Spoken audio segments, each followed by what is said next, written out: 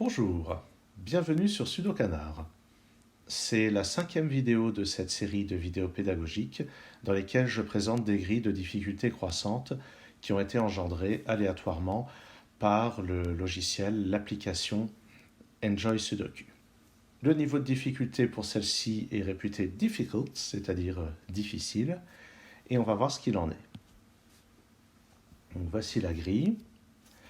On ne peut pas dire qu'il y ait peu de chiffres dans cette grille. Si je regarde, 10, il y a 28 chiffres déjà donnés dans cette grille. Mais il se trouve que ce n'est pas toujours les grilles qui ont le plus de chiffres qui sont les plus faciles, comme on va probablement le voir dans cette vidéo. Donc je n'ai pas préparé cette grille à l'avance, donc je ne sais pas encore quelles seront les techniques dont j'aurai besoin pour sa résolution. Mais vraisemblablement, ça sera quand même des techniques assez voisines des vidéos précédentes. Il y aura peut-être juste des choses en plus. On va le découvrir. Alors là, moi ce que je repère, c'est les ce 3 et ce 3 qui interagissent pour placer un 3 dans cette grille. Ensuite, je repère ces deux 6, ce 6 et ce 6, et celui-ci qui me permettent de placer un 6 à cet endroit-là. Donc pour le moment, rien que de très standard. Je repère ce 5 et ce 5 qui me permettent de dire que j'ai un 5 parmi ces deux cases. Et maintenant, le fait qu'il y ait un 5 par ici me dit que je n'ai pas de 5 là-dedans. Ce 5 me dit que je n'en ai pas là-dedans. Donc j'ai un 5 parmi ces deux cases. Et d'après celui-ci, j'ai un 5 là.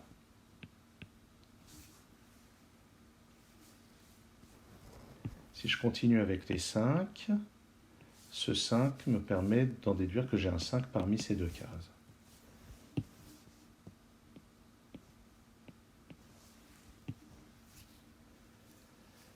Qu'est-ce que j'ai d'autre? Ce 6 ici me donne la présence d'un 6 parmi ces deux cases. Oui, pour le moment, j'ai rien de mieux à dire sur le chiffre 6. Donc je vais le mettre là. Ah, mais là, j'ai les 1. Ce 1, ce 1. Donc j'ai un 1 parmi ces deux cases. Et d'après celui-ci, j'en ai un là.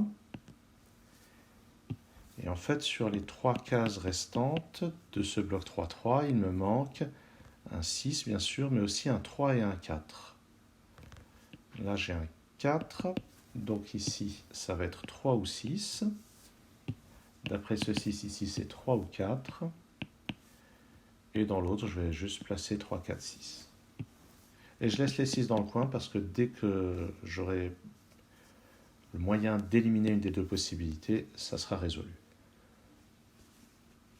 Dans cette colonne, il me manque 2, 3 et 6. Le 2 n'est pas là ni là, donc il est là.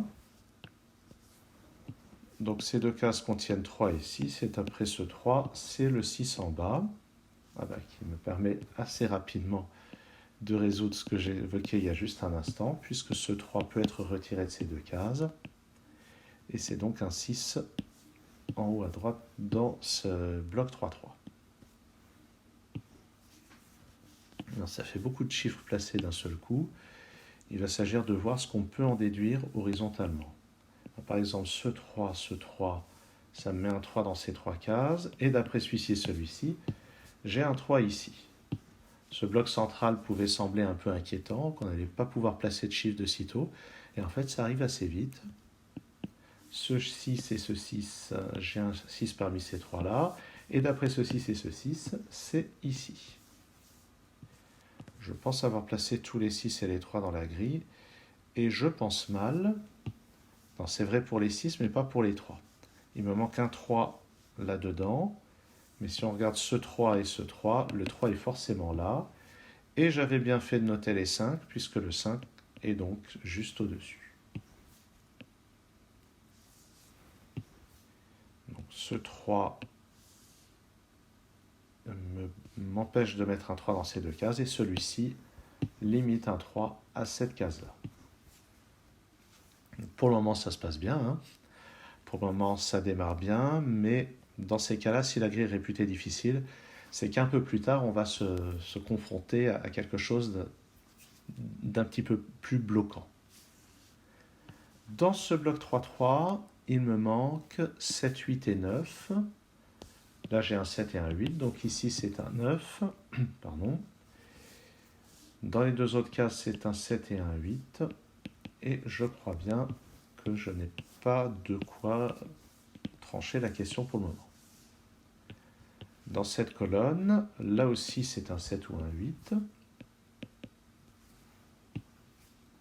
Et là-dedans, c'est 4, 7 ou 8. J'ai une restriction du fait de ce 8.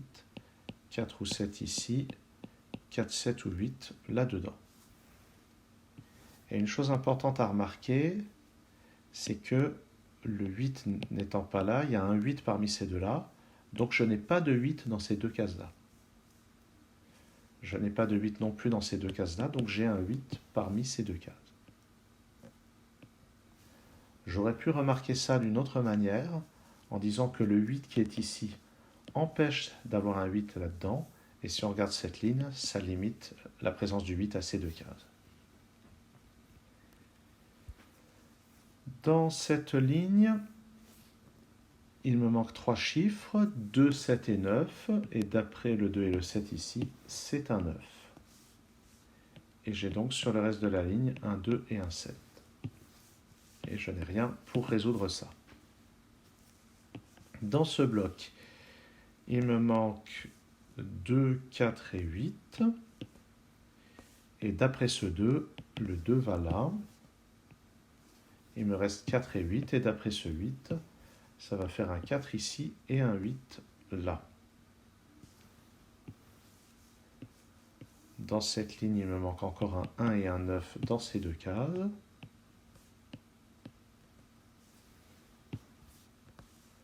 Là-dedans, il me manque 4, 5 et 8, mais j'ai déjà des 5 ici. Donc ici, c'est un 5, 4 et 8 sur les deux autres cases. Et je n'ai rien verticalement qui permette de décider.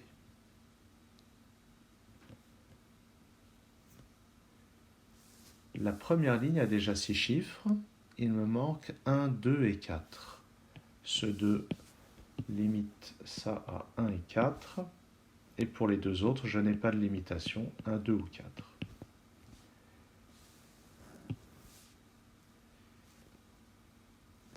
Alors ça me dit qu'il y a un 2 parmi ces deux-là, donc je n'ai pas de 2 là-dedans. Donc sur cette troisième ligne, le 2 est là-dedans, et d'après ça, il est là-dedans. Donc en fait, le 5 est dans ces deux cases, le 2 aussi. Ah, mais le 2 n'est pas là, donc le 2 est ici. Et le 5 est donc juste à côté, puisque le 5 était parmi ces deux cases.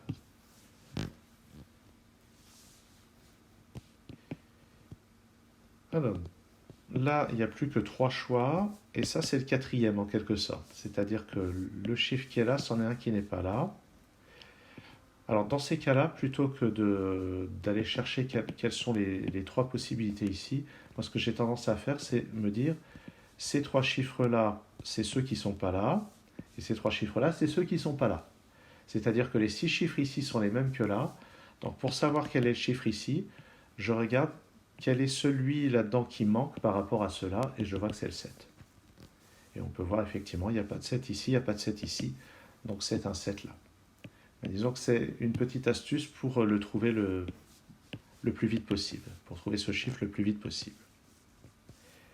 Dans cette colonne, il me manque un 5 et un 9. Avec ce 5, ça va faire 9 et 5. Je commence à me demander en quoi cette grille est vraiment plus difficile que les précédentes. J'ai peur qu'on soit déçu. On va voir. Là-dedans, il me manque un 1 et un 4. Là, j'ai un 1, donc 4 et 1. Ici, ça va donc être 8 et 9. Je le note. J'ai plus besoin de ça en bas.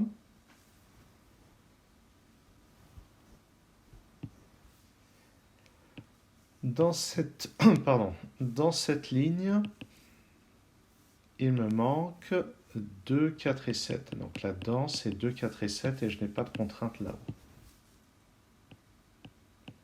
Ah, c'est peut-être maintenant que ça va commencer à être un peu plus serré. On va voir. Je commence à percevoir des choses. Là-dedans, c'est 1, 4 et 9. Là, je n'ai pas de 1, là, je n'ai pas de 4. Donc ici, c'est 4, 9, ici 1 ou 9. Regardons sur cette ligne. Il me manque 1, 9, 7 et 8. Et je n'ai aucune nouvelle contrainte là-dedans. Ah, intéressant. Et de même, là-dedans, il me manque 4, 9, 7 et 8. Et je n'ai aucune nouvelle contrainte là-dedans. Ah, c'est là que la grille commence à se compliquer. Ça devient intéressant. Si on regarde cette ligne, il nous manque 7, 8, 4 et 1. Et là non plus, enfin, il n'y a pas de 8. Il nous manque donc 7, 4 et 1. Il nous manque 1, 4 et 7 dans celle-là. Donc effectivement, là, j'ai des cases dans lesquelles il y a a priori seulement il y a a priori 4 possibilités et ça commence à devenir plus difficile de trouver quelque chose à faire. Alors, j'ai quand même repéré quelque chose. Regardons les 8 ici et là. Je vais les surligner pour qu'on les voit bien. Voilà, je sélectionne le pinceau pour surligner les 8. Alors pourquoi est-ce qu'ils sont importants? Eh bien parce que ça forme une configuration qu'on appelle configuration qu'on appelle le X-Wing. Parce que ça forme un X. Et en quoi est-ce que ça forme un X? Eh bien, à partir du moment où je saurai laquelle de ces deux cases contient un 8, je pourrais en déduire laquelle de ces deux cases contient un 8, par élimination. Si j'ai un 8 ici, ça en met un là. Si j'ai un 8 ici, ça en met un là. Et une conséquence de ça, c'est que dans ces deux colonnes, les 8 sont forcément ceux qui sont là. Donc je ne peux pas avoir de 8 dans ces cases. Et donc dans ce bloc 3-3, le 8 est restreint à ces deux cases. Bon, vous me direz, il n'y avait pas besoin d'un X-Wing, j'avais déjà vu dans les autres cases de la colonne que j'avais pas de 8, donc j'avais forcément un 8 dans ces deux cases.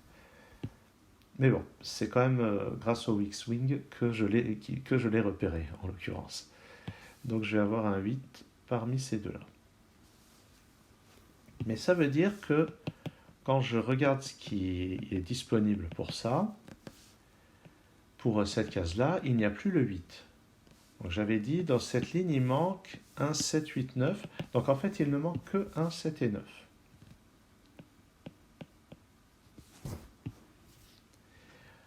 Alors, qu'est-ce qu'on pourrait voir d'autre?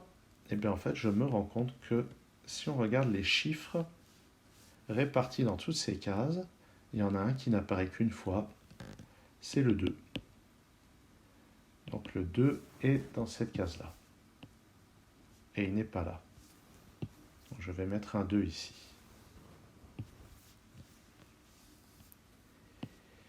Et c'est à peu près tout pour le moment. Donc je vais continuer à dire que là, il n'y a pas de 8. Je rappelle que dans cette ligne, il me reste 4, 7, 8 et 9. Mais là, il n'y a pas de 8, donc c'est 4, 7 ou 9. Et ouais. Alors, je vais effacer le rouge, là, ça me perturbe. Je vais remettre 4 et 8 ici.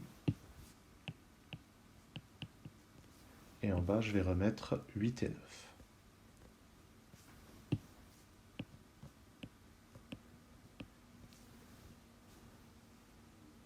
Et ensuite, eh bien ensuite, je vais remarquer que j'ai un autre X-Wing.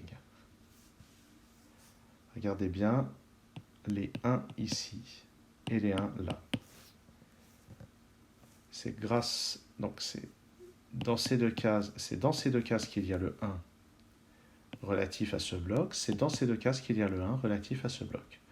Donc, même chose, si j'ai un 1 ici, ça va en mettre un là. Dans le cas contraire, c'est que j'ai un ici et un là. Donc dans ces colonnes, dans ces deux colonnes, les 1 sont forcément là-dedans. Et ça va me permettre d'éliminer la possibilité du 1 ici et la possibilité du 1 là. Et par ailleurs, ça m'ôte aussi la possibilité de mettre un 1 là-dedans. Ce qui fait que dans ce bloc 3-3, le 1 est forcément dans cette case.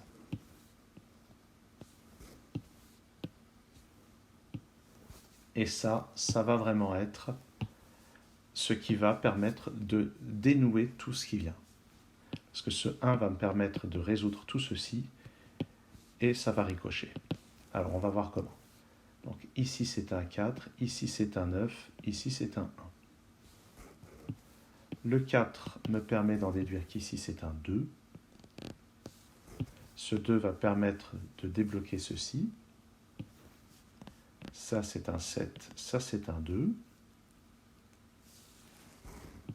Le 9 ici ôte cette possibilité.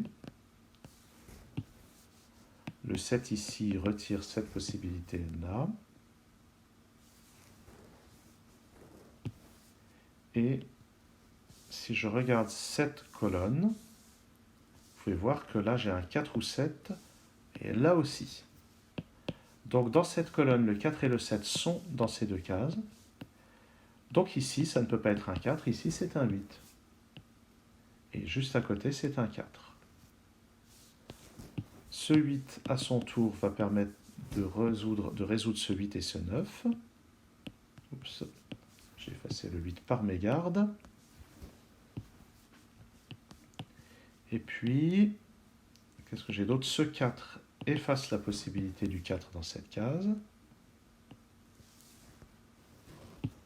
Et faisons un peu le point.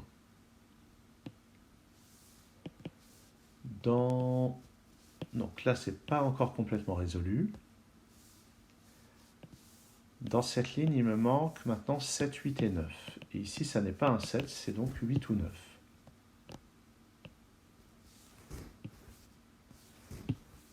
Ici, c'est 4, 7 ou 8, et d'après ça, c'est un 4 ou un 8.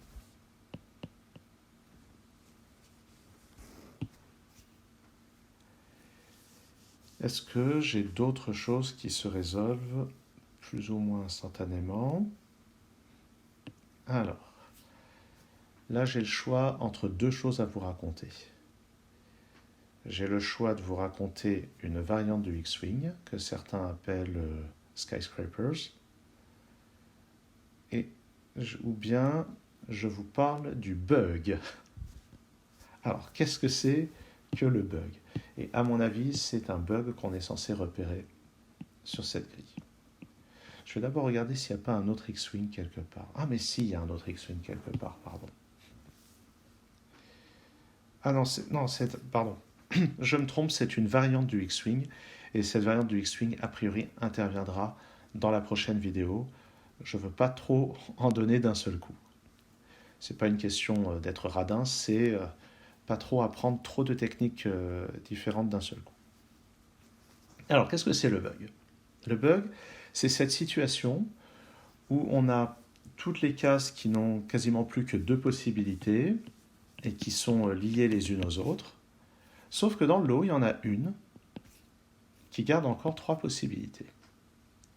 Et dans ce cas, eh bien, c'est un théorème de maths, figurez-vous que c'est un vrai théorème de mathématiques, que on peut choisir avec certitude le chiffre dans lequel il reste seulement trois possibilités. Et alors, quel est ce choix? Eh bien, on regarde là-dedans, dans ce bloc 3-3, on voit que dans les trois cases, le 8 apparaît deux fois, le 4 apparaît deux fois, le 7 apparaît trois fois. Et bien, c'est donc un 7 là-dedans.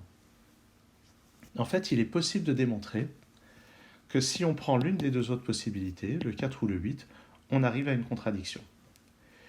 Et pour être honnête, je n'ai jamais lu ni rédigé la démonstration de ce théorème. Mais vous allez pouvoir constater que ça marche sur celui-ci. Allez, je vais imaginer par exemple qu'ici c'est un 4. Là, ça donne un 7. Là-haut, ça donne un 8. Ici, ça donne un 7. Ici, ça donne un 8. Ici, c'est un 1. Ici, c'est un 4. Ici, c'est un 7. Le 7 que j'avais mis ici va me donner 4. Et ça y est, j'ai un bug. j'ai 2 fois le 4 dans la même colonne.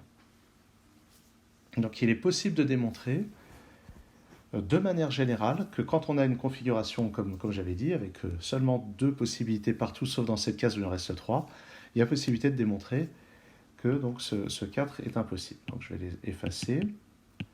Allez, est-ce que je le fais avec le 8? Oui, je vais le faire avec le 8. Donc je vais voir ce qui se passe si je mets un 8 ici. Ça va me donner ici un 7, ici un 1, ici un 4. Ici un 4, ici un 7. En haut, ça me donne ici un 7, ici un 8, ici un 4. Et paf, voilà encore un bug. Les 2 4 ici entraînent une impossibilité. Donc j'ai démontré sur ce cas particulier que donc, le 4 et le 8 sont impossibles et que c'est bien le chiffre qui est répété 3 fois dans le bloc qui va être la bonne réponse. Donc maintenant, je mets ce 7. Ici c'est un 4, ici c'est un 8, ici c'est un 1, ici c'est un 4, ici c'est un 7. En haut, ici c'est un 8, ici c'est un 7, là c'est un 4, là c'est un... Pardon. Là c'est un 8, là c'est un 9, ici c'est un 7, ici c'est un 1, ici c'est un 9, et vous pouvez constater que cette fois, tout marche bien. Alors évidemment, j'imagine que si vous ne connaissez pas ces techniques, ce que vous avez l'habitude de faire, c'est de regarder ce qui se passe si vous faites une hypothèse et voir comment ça évolue. Soit ça vous amène à une solution qui tient la route, soit ça vous amène à une contradiction qui vous permettra de dire par un raisonnement par l'absurde que cette hypothèse était fausse. Mais il se trouve que cette situation qu'on appelle le bug permet de choisir directement quelle sera la bonne option. Donc, je trouve que ce choix est particulièrement intéressant ce choix de cette grille est particulièrement intéressant dans la perspective que j'avais pour cette suite de vidéos. Ça m'a permis de montrer ce que c'est qu'un X-Wing, de montrer ce que c'est qu'un bug, qui sont des techniques déjà nettement plus avancées que ce qu'il y avait dans les grilles précédentes. J'espère que cette vidéo vous a intéressé. N'hésitez pas à dire ce que vous en avez pensé dans les commentaires. Et je vous donne rendez-vous à très bientôt sur Sudocanar.